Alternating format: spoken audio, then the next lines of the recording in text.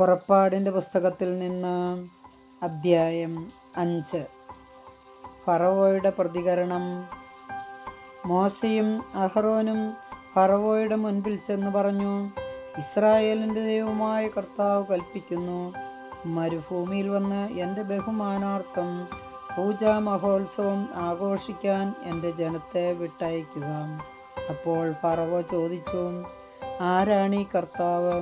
അവൻ്റെ വാക്ക് കേട്ട് ഞാൻ എന്തിന് ഇസ്രായേൽക്കാരെ വിട്ടയക്കണം?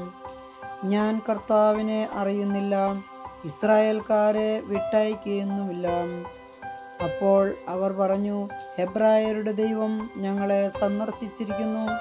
ആകയാൽ 3 ദിവസത്തെ യാത്ര ചെയ്ത് മരുഭൂമിയിൽ ചെന്ന് ഞങ്ങളുടെ ദൈവമായ കർത്താവിനെ ബലിയർപ്പിക്കാൻ ഞങ്ങളെ അനുവദിക്കുക. അല്ലാത്തപക്ഷം അവിടുന്ന് മഹാമാരി കൊണ്ടോ വാൾ കൊണ്ടോ ഞങ്ങളെ ശിക്ഷിക്കും. അപ്പോൾ ഈജിപ്ത് രാജാവ് അവരോട് പറഞ്ഞു, മോശെ, അഹ്റോനെ, നിങ്ങൾ ജനത്തിൻ്റെ ജോലിക്ക് മുടക്കം വരുത്തുന്നത് എന്തിന്? പോയി നിങ്ങളുടെ കാര്യം നോക്കുവിൻ. അവൻ തുടർന്നു, നാട്ടിൽ നിങ്ങളുടെ ജനം ഏറെയുണ്ട്. അവരുടെ ജോലിക്ക് നിങ്ങൾ മുടക്കം വരുത്തുകയോ? ഫറവോ അന്ന് തന്നെ ജനത്തിൻ്റെ മേൽനോട്ടക്കാരോടും അവരുടെ മേലധികാരികളോടും കൽപ്പിച്ചു, ഇഷ്ടികയുണ്ടാക്കാൻ വേണ്ട വൈക്കോൽ മുൻപെന്ന പോലെ ഇനി ജനത്തിന് എത്തിച്ചു കൊടുക്കേണ്ട. അവർ തന്നെ പോയി ആവശ്യമുള്ള വൈക്കോൽ ശേഖരിക്കട്ടെ.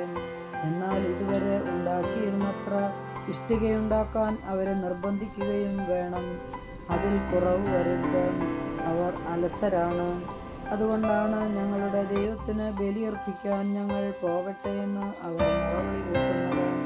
അവരെ കൊണ്ട് കൂടുതൽ ജോലി ചെയ്യിക്കുക. അങ്ങനെ അവർ അധ്വാനിക്കുകയും വ്യാജവാക്കുകളിൽ ശ്രദ്ധിക്കാതിരിക്കുകയും ചെയ്യട്ടെ. മേൽനോട്ടക്കാരും മേസ്ത്രികളും ചെന്ന് ജനത്തോട് പറഞ്ഞു, ഇനി നിങ്ങൾക്ക് വൈക്കോൽ തരികയില്ല എന്ന് ഫറവോ പറഞ്ഞു. നിങ്ങൾ തന്നെ പോയി കിട്ടാവുന്നിടത്തുനിന്നെല്ലാം വൈക്കോൽ ശേഖരിക്കുന്നു. എന്നാൽ പണിയിൽ യാതൊരു കുറവും വരരുത്. ജനം വൈക്കോൽ ശേഖരിക്കുന്നതിന് ഈജിപ്തിൻ്റെ നാനാഭാഗങ്ങളിലേക്കും പോയി. മേൽനോട്ടക്കാർ കർശനമായി നിർദ്ദേശിച്ചു, ദിവസം തോറുമുള്ള വേല വൈക്കോൽ തന്നിരുന്നപ്പോൾ എന്ന പോലെ ചെയ്തു തീർക്കുവിൻ.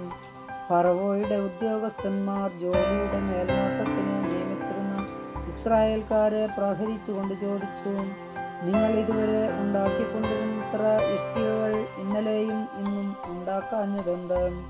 ഇസ്രായേൽക്കാരായ മേൽനോട്ടക്കാർ ഫറവോയെ സമീപിച്ച് ഇങ്ങനെ പരാതിപ്പെട്ടു, അങ്ങയുടെ ദാസന്മാരോട് എന്താണ് ഇപ്രകാരം പെരുമാറുന്നത്? അങ്ങയുടെ ദാസന്മാർക്ക് അവർ വൈക്കോൽ തരുന്നില്ല, എങ്കിലും ഇഷ്ടികയുണ്ടാക്കുവിൻ എന്ന് അവർ കൽപ്പിക്കുന്നു. അങ്ങയുടെ ദാസന്മാരെ പ്രഹരിക്കുന്നു. എന്നാൽ കുറ്റം അങ്ങയുടെ ജനത്തിൻ്റെതാണ്. ഫറവോ മറുപടി പറഞ്ഞു, നിങ്ങൾ അലസരാണ്. അതുകൊണ്ടാണ് കർത്താവിന് ബലിയർപ്പിക്കാൻ ഞങ്ങൾ പോകട്ടെ എന്ന് നിങ്ങൾ പറഞ്ഞുകൊണ്ടിരിക്കുന്നത്. പോയി ജോലി ചെയ്യുവിൻ. നിങ്ങൾക്ക് വൈക്കോൽ തരികയില്ല, എന്നാൽ ഇഷ്ടികയുടെ എണ്ണം കുറയുകയും അരുത്. അനുദിനം ഉണ്ടാക്കുന്ന ഇഷ്ടികയുടെ എണ്ണത്തിൽ കുറവ് വരാൻ പാടില്ലെന്ന് കേട്ടപ്പോൾ ഇസ്രായേൽക്കാരായ മേലാളന്മാർ ധർമ്മസങ്കടത്തിലായി. ഫറവോയുടെ അടുക്കൽ നിന്ന് മടങ്ങിയെത്തുമ്പോൾ മോശയും അഹ്റോനും തങ്ങളെ കാത്തു നിൽക്കുന്നത് അവർ കണ്ടു. അവർ മോശയോടും അഹ്റോനോടും പറഞ്ഞു, കർത്താവ് നിങ്ങളുടെ പ്രവൃത്തികൾ കണ്ട് നിങ്ങളെ വിധിക്കട്ടെ. ഫറവോയുടെയും അവൻ്റെ സേവകരുടെയും മുൻപിൽ നിങ്ങൾ ഞങ്ങളെ അവജ്ഞാപാത്രമാക്കി. ഞങ്ങളെ വധിക്കാൻ നിങ്ങൾ അവരുടെ കയ്യിൽ വാൾ കൊടുത്തിരിക്കുന്നു. അപ്പോൾ മോശ കർത്താവിനോട് പറഞ്ഞു, കർത്താവേ, അങ്ങ് എന്തിനാണ് ഈ ജനത്തോട് ഇത്ര ക്രൂരമായി പെരുമാറുന്നത്? എന്തിനാണ് അങ്ങ് എന്നെ ഇങ്ങോട്ട് അയച്ചത്?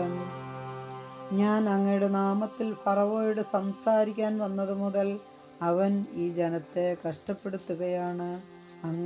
അങ്ങയുടെ ജനത്തെ മോചിപ്പിക്കുന്നുമില്ല.